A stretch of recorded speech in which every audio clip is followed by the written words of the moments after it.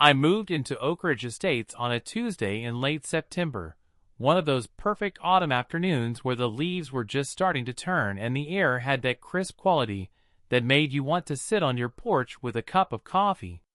The house was a beautiful colonial revival that I had purchased through a private sale, the kind of deal that happens when you know the right people and have the capital to move quickly. I had spent the last 15 years building a career in aviation law, specializing in airport regulations and federal airspace compliance, and I was ready for some peace and quiet in the suburbs. I should have known better when I saw the 3-inch thick HOA handbook waiting on my doorstep, wrapped in plastic like some kind of sacred text. The first time I met Karen Mendenhall, she was standing at the end of my driveway with a clipboard, her blonde hair sprayed into a helmet that could probably withstand a Category 3 hurricane. She wore a cream-colored pantsuit despite the warm weather, and her smile had all the warmth of a dental x-ray. Good afternoon. I'm Karen Mendenhall, president of the Oak Ridge Estates Homeowners Association. I wanted to personally welcome you to the neighborhood and go over a few important items. She did not wait for me to invite her closer. She simply marched up my driveway like she owned it. Before you go any further into this wild story, do me a huge favor and smash that like button. And if you enjoy watching entitled people get what is coming to them, subscribe to Karen Eat World for more epic stories of justice being served. Trust me, you will not want to miss what happens next. Now, back to Karen.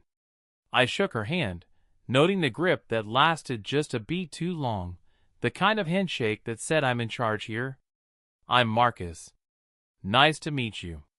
I kept my tone friendly but professional, the same voice I used in settlement negotiations. Karen launched into what she clearly considered a well-rehearsed speech. Now, I noticed you've been doing some unpacking, and I just want to make sure you are aware of our community standards. Trash bins must be stored in the garage or behind a privacy fence at all times. No bins visible from the street. I noticed yours are currently beside your garage. She made a little tick mark on her clipboard. I glanced over at the 2 bins I had placed there temporarily while I cleared space in the garage. They were neat, closed, and honestly, who cared? But I kept my expression neutral. I'll move them inside this afternoon. Wonderful. Her smile brightened fractionally. Also, lawn maintenance must occur weekly. I noticed some dandelions in your front lawn that really should be addressed. We have a list of approved landscaping companies if you need a recommendation. Another tick mark. I actually enjoy doing my own yard work, but I appreciate the concern. I'll take care of it this weekend. Karen's eye twitched slightly, as if my refusal of her landscaping company list was a personal insult. Well, just make sure it is done properly. We have standards to maintain. This isn't just any neighborhood, Marcus. Oak Ridge Estates has won Best Maintained Community 3 years running, and we intend to keep that streak alive. She said this with the gravity of someone discussing a military campaign. Over the next few weeks, I learned that Karen took her role as HOA president the way some people took religion.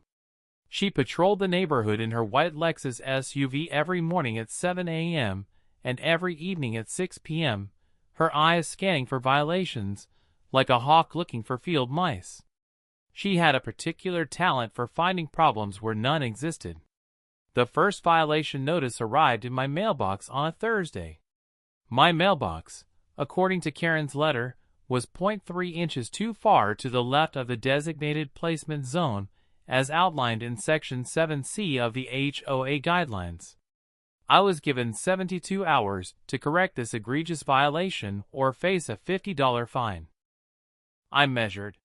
She was technically correct, though I suspected the original installation had been that way for the previous owner's entire tenure. I adjusted the mailbox myself, a 30-minute job that cost me nothing but time and a small amount of dignity. The second notice came a week later. My porch light, a beautiful antique brass fixture that I had installed myself, was not on the approved lighting list. It needed to be replaced with one of 3 pre-approved models within 14 days. I called Karen, trying to be reasonable. "Karen, hi, this is Marcus from 42 Maple Drive. I got your notice about the porch light. I was hoping we could discuss this because the fixture I installed is actually a period-appropriate piece that increases the home's value. The rules are very clear, Marcus." Her voice over the phone was even more clipped than in person. Section 12B, subsection 4, all exterior lighting must be selected from the approved vendor list. No exceptions. I understand there are rules, but this seems like a case where the spirit of the law should matter. The light looks beautiful, it is high quality, and it actually matches the home's architectural style better than the approved options.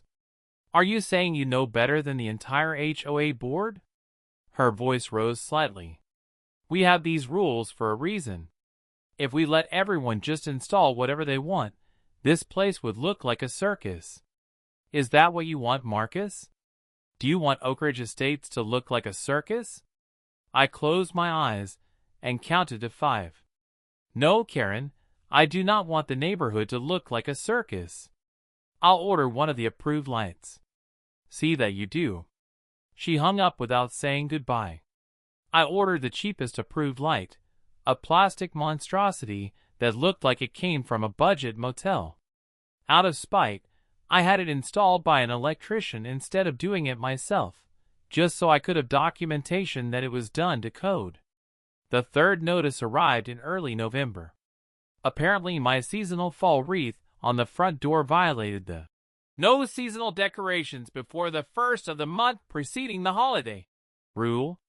It was November 2nd. I had hung the wreath on November 1st. Karen claimed she had photographic evidence that it had been up on October 31st at 11:58 p.m., and therefore it was in violation. I did not even call her this time. I just took down the wreath. But Karen was not done. Not even close. In mid-November, I received a certified letter informing me that my lawn maintenance schedule was inconsistent with community standards. This was news to me, since I had been mowing weekly and keeping everything trim. I called and requested specifics. Karen arrived at my house within 20 minutes, clipboard in hand. She walked directly to my side yard, pointed at a small patch of clover growing near the fence line, and announced, "This is completely unacceptable. Clover is classified as a weed under Section 9A of the guidelines. You have 1 week to eradicate it completely and reseed with approved grass varieties." I looked at the clover. It was maybe 2 square feet, tucked in a corner where it was barely visible unless you were specifically looking for it. "Karen, that is clover. It is actually good for the soil. Lots of people are moving toward clover lawns because they are drought-resistant and do not need fertilizer. Are you lecturing me about landscaping?" Her face flushed pink. "I have been president of this HOA for 8 years. I think I know what is and is not acceptable. Remove the clover, Marcus, or you will be fined." I removed the clover. I reseeded. I watered. I did everything by the book. The violations kept coming. My house numbers were a 1/4 inch too small. My garden hose, coiled neatly beside the house, was visible from the street at certain angles. My car, a classic 1967 Mustang that I was restoring in my garage, apparently left oil spots on my driveway that were unsightly. Never mind that the spots were in my own driveway, not visible from the street, and that I cleaned them regularly. By December, I was receiving an average of 2 violation notices per week. I started keeping them in a file folder that grew thicker by the day. I began documenting everything, taking photographs, keeping receipts. Old habits from my legal career. The breaking point came 2 days before Christmas. I had put up tasteful white lights along my roofline and around my 2 front windows. They were on a timer, set to turn on at dusk and off at 11 p.m., exactly as the HOA rules specified. The decorations were minimal, classic, and completely within the guidelines. Karen showed up on my doorstep at 8:30 in the morning, and this time she was not alone. She had brought two other board members, Linda Chun and Robert Hardwell, both of whom looked vaguely uncomfortable. "We need to discuss your Christmas display," Karen announced, not even bothering with a greeting.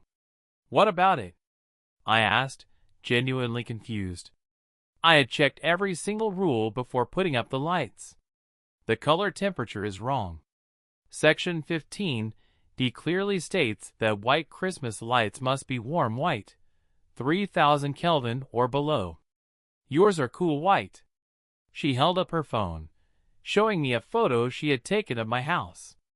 I measured them with a light meter application. "These are 4500 Kelvin. Violation." I stared at her. Behind her, Linda Chin looked at the ground. Robert Hardwell cleared his throat uncomfortably. "You measured my Christmas lights with a light meter application?" I said slowly. "Rules are rules, Marcus. You have until end of day to replace them or remove them entirely." She turned on her heel and walked back down my driveway, her two board members trailing behind her like reluctant ducklings. I stood there for a long moment, looking at my perfectly nice, perfectly normal Christmas lights. And something inside me shifted. I had been patient. I had been reasonable. I had followed every ridiculous rule, moved every mailbox, changed every light, and removed every alleged weed. I was done being reasonable. That evening, I made some phone calls. One to my old law school roommate who now worked for the FAA. One to a friend who specialized in real estate law. One to a private investigator I had worked with on several cases. And one to my financial advisor. "I need you to look into something for me," I told each of them. "And I need detailed information." Over the next 2 weeks, while I dutifully replaced my Christmas lights with warm white versions, I gathered information. I learned some very interesting things about Oak Ridge Estates, about Karen Mendenhall, and about a very specific piece of property. Oak Ridge Estates, I discovered, was built in 1998 on land that had previously been owned by the county. The development bordered the eastern edge of Regional Airport, a small public airfield about 3 miles from the neighborhood. The airport had been there since 1962, serving private planes, flight schools, and small charter operations. What made this interesting was the flight path. Most small planes taking off from Regional's main runway flew north or south, away from the residential areas. But there was a secondary runway, runway 14, that was rarely used. When planes did use it, usually in specific wind conditions, they flew directly over an empty field that lay between the airport and Oak Ridge Estates. That field was about 40 acres of unused land, covered in tall grass and wildflowers. It was owned by a small holding company that had purchased it in 2005. According to public records, that holding company was owned by a man named Richard Carmichael, who was 87 years old and living in a nursing home in Florida. I had my real estate attorney reach out to Mr. Carmichael. After 2 weeks of negotiations, I purchased the 40-acre field for $650,000, significantly above market value. Mr. Carmichael was thrilled. His children were thrilled. Everyone was thrilled. I now owned a large piece of land directly adjacent to a public airport. The next phase required more delicate work. I contacted my friend at the FAA and asked about the regulations regarding airport approaches and flight training areas. He sent me a thick document detailing federal regulations. I read every word. Then I contacted the Regional Airport Authority and proposed something interesting. I wanted to lease my newly acquired land to the airport for $1 per year for the next 99 years. In exchange, the airport would designate it as an official training area and encourage the use of runway 14 for flight instruction, particularly during daytime hours. The airport manager nearly jumped through the phone with excitement. They had been looking for ways to reduce noise complaints from the neighborhoods on the north side of the airport. Having a sanctioned flight training area on the east side, over empty land, would be perfect. The fact that I was offering it essentially for free made it even better. We signed the agreement in mid-January. The airport began promoting runway 14 to their 3 flight schools. They created a new traffic pattern that brought small planes directly over my field at around 1,000 feet, the standard altitude for training patterns. I did all of this quietly, through attorneys, and without using my name on any public documents beyond the initial property purchase. Then I waited. The first Karen learned of the new flight pattern was on a Tuesday morning in late January, when a Cessna 172 flew over Oak Ridge Estates at 7:15 a.m., its engine producing the distinctive high-pitched buzz that small aircraft make. Then another one at 7:35, and another at 7:50. By 8 a.m., my phone was ringing. I did not answer. Karen left a voicemail, her voice tight with irritation. "Marcus, this is Karen Mendenhall. I do not know if you have noticed, but there are low-flying planes over the neighborhood this morning. This is completely unacceptable. I am calling an emergency HOA board meeting for tonight at 7 p.m.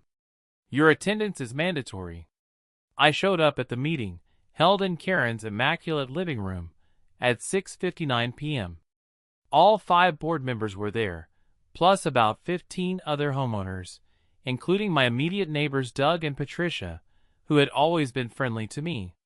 Karen called the meeting to order with a sharp rap of her knuckles on her coffee table.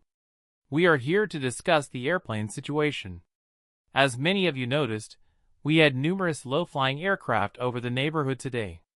This is a new development and completely intolerable.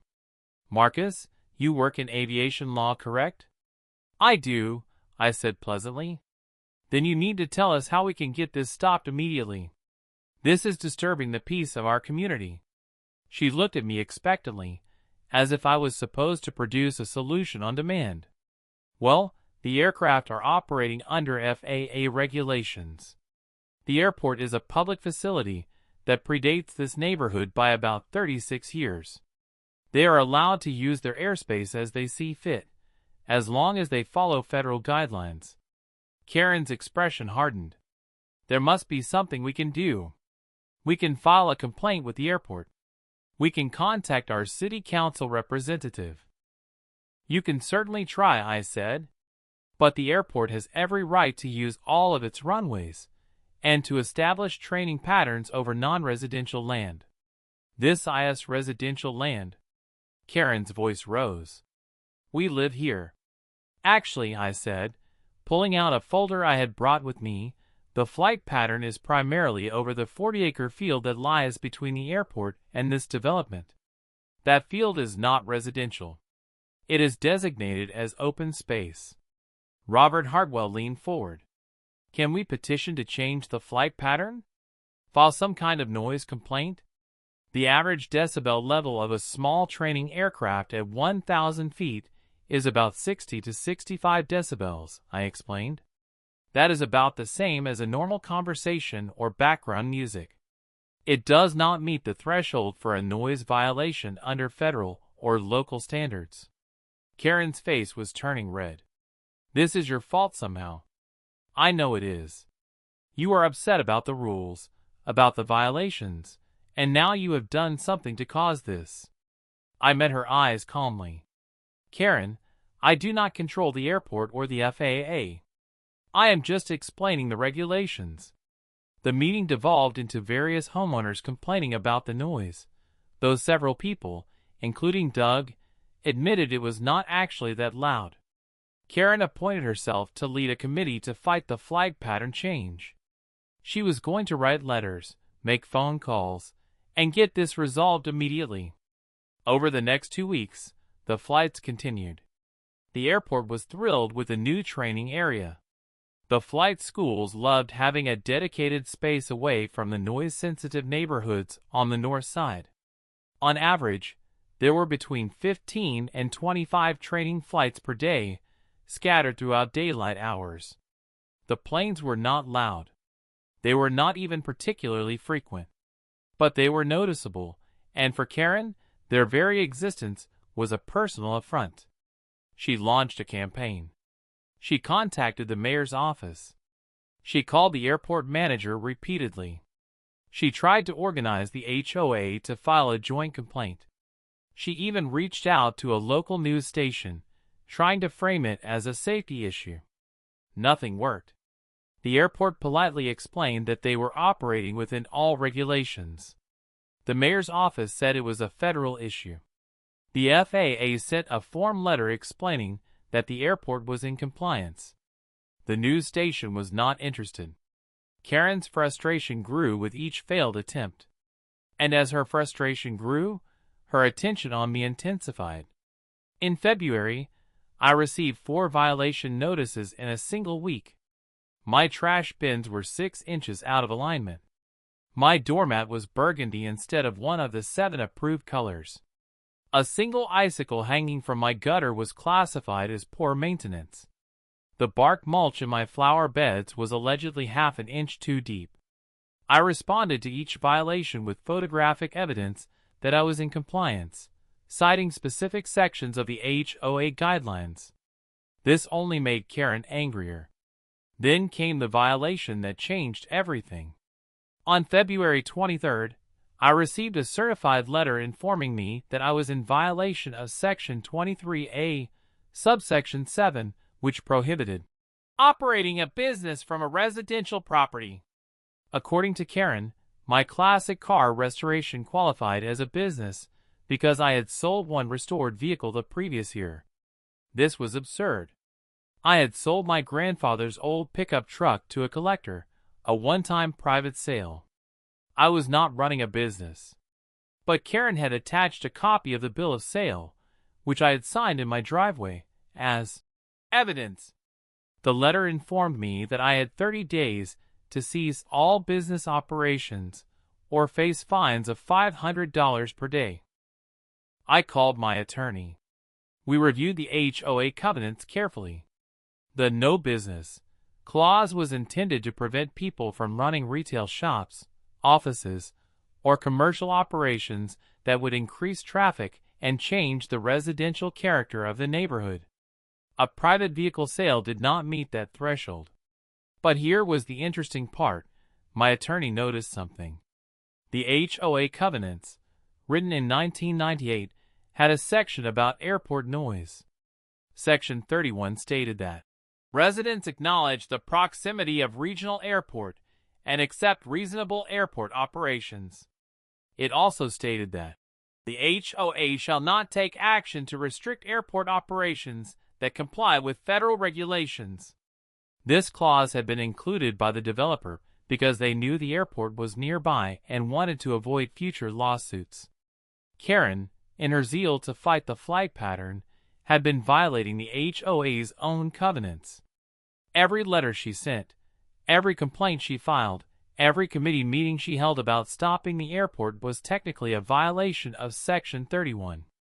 I had my attorney send a letter to the HOA board, pointing this out. I also included documentation of Karen's campaign against the airport and requested that she cease violating the covenants she was supposed to be enforcing. The response was a hastily called HOA board meeting, at which Karen tried to have me removed from the neighborhood entirely. She proposed a special assessment vote to force me to sell my property. It was a desperate, legally questionable move. That is when I played my final card. I attended the meeting with my attorney.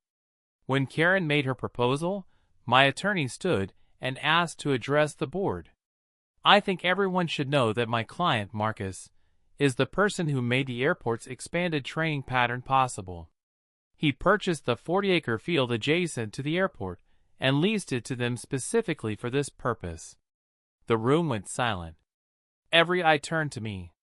Karen's face went through several colors, finally settling on a pale gray. You did what? I bought the field, I said calmly. and I leased it to the airport for 99 years for $1 per year. It is completely legal. The lease is irrevocable. The flight pattern is permanent. You did this to spite me, Karen whispered. You did this because of the violations. I did this because I wanted to, I said. The airport needed a training area. I had the means to provide one. The fact that it also happens to make your life slightly less quiet is just a coincidence. This is, she could not seem to find words. You have ruined this neighborhood. My attorney cleared his throat. Actually, property values near small airports are typically not significantly affected, especially when the flight operations are limited to daytime training flights. What we have here is a minor inconvenience at worst. However, what is likely to affect property values is an HOA president who spends all her time harassing residents with frivolous violations and attempting illegal maneuvers like forced property sales. He placed a thick folder on the table. This contains documentation of every violation notice Miss Mendenhall has issued to my client over the past 6 months, along with photographic evidence that most were either incorrect, frivolous, or based on interpretations of rules that were unreasonable. We are prepared to file a lawsuit against the HOA for harassment if this continues. Robert Hartwell picked up the folder and started flipping through it. His eyebrows rose higher with each page. Additionally, my attorney continued, we have documentation that Miss Mendenhall has been actively violating Section 31 of the HOA covenants by attempting to restrict legal airport operations. Under the covenants, any board member who willfully violates the HOA rules is subject to removal by majority vote. Linda Chin looked at Karen. Is this true? Have you been trying to shut down the airport? I have been trying to protect this neighborhood. Karen's voice was shrill now. From him. From his noise. From legal airport operations that predate this neighborhood and are explicitly permitted under our own covenants, my attorney finished. Yes, we know. Doug, who was not on the board but was attending the meeting, raised his hand. Can I just say that the airplane noise really is not that bad? I barely notice it anymore. But I have noticed Karen driving past my house multiple times a day, and I gotta say, that feels more invasive than some occasional planes. Several other homeowners nodded. Patricia spoke up. I have received 3 violation notices in the past month, all of them for things that I do not think are actually violations. Karen, are you maybe being a little too aggressive with enforcement? Karen looked around the room, seeing for perhaps the first time that she had lost them. The board members were looking at the documentation. The homeowners were nodding along with Doug and Patricia. Her power base was crumbling. I have been protecting property values, she said weakly. No, I said quietly. You have been protecting your own need for control. There is a difference. The board voted that night, 4-1, with only Karen dissenting, to accept my attorney's recommendation that Karen step down as president effective immediately. They also voted to rescind all violation notices issued to me in the past 6 months, and to implement a new review process for future violations to prevent harassment. Karen stood up, her chair scraping loudly against the floor. This is not over. I will sue. I will take this to the city. I will. You will do nothing, my attorney said calmly, because any legal action you take will be met with a countersuit for harassment that will cost you far more in legal fees than you could ever hope to gain. And you will lose. Karen grabbed her purse and her clipboard and stormed out of her own house, leaving the board meeting to continue without her. But I was not done yet. There was one more thing. The next morning, I had my real estate attorney file paperwork with the county. The 40-acre field I owned was being redesignated. I was donating a conservation easement to a land trust, ensuring that the property could never be developed. It would remain open space in perpetuity, guaranteeing that the airport would always have that training area available. I also made one additional improvement to the property. I hired a contractor to install a small, weathered metal sign at the edge of the field, visible from the road that ran between the airport and Oak Ridge Estates. The sign read, "Mendenhall Training Field established 2025 in recognition of community leadership." I made sure the airport included the field's name in all their communications with the flight schools. 3 days later, Karen appeared at my door. She looked like she had not slept. Her hair was not sprayed into its usual helmet. She was wearing jeans and a sweatshirt instead of her power suits. "You named it after me," she said. Her voice was flat. "I did," I confirmed. "I thought it was appropriate. You were very concerned about the flight pattern. Now everyone will always remember your contribution to aviation training in this area. The airport is even talking about putting up a larger sign with a brief history. Your name will be associated with this forever." Karen's hands were shaking. "Every time I hear a plane, every time I see one fly over, every time someone in this neighborhood mentions the noise, you will know that you are the reason they are flying over that specific piece of land," I finished. "Yes, that is correct. That is the point." She stared at me, and I could see the moment it all fully landed. The field was permanent. The flights were permanent. The sign with her name was permanent. Every pilot who trained at regional airport would eventually fly over Mendenhall Training Field. Every instructor would mention it. Every resident of Oak Ridge Estates would see that sign and know. She had spent months trying to control me with petty violations and arbitrary rules. She had measured my Christmas lights with a light meter application. She had counted the depth of my mulch. She had tried to destroy my peace because I would not submit to her authority. And in response, I had used my resources, my legal knowledge, and my connections to create something that would outlast both of us. I had taken her complaint, the one thing she cared about most, and made it permanent. Made her name synonymous with it. Made it impossible for her to ever escape. Karen's face went through a progression of expressions: shock, disbelief, horror, and finally, a kind of hollow realization. Her mouth opened, then closed. She tried to speak twice, couldn't, and finally just stood there on my porch, staring at me with the full understanding that she had been completely, utterly, and permanently outmaneuvered in a way she never could have anticipated. "The flights run from 7 a.m. to 7 p.m. most days," I said conversationally. "Weather permitting. The airport expects the training program to expand too. They are thinking of adding a 4th flight school next year." I paused. "You should probably get used to the sound. It is going to be part of the neighborhood character for the next century or so." Her clipboard slipped from her hands and clattered on my porch. She did not pick it up. She just turned and walked back down my driveway, her steps mechanical, her whole body radiating the stunned comprehension of someone who had just realized they had declared war on the wrong person and lost everything in the process. If you loved watching Karen's epic downfall, hit that like button and subscribe to Karen Eat World for more stories of entitled people getting exactly what they deserve. Drop a comment and let me know what you think of Mendenhall Training Field, and I will see you in the next video.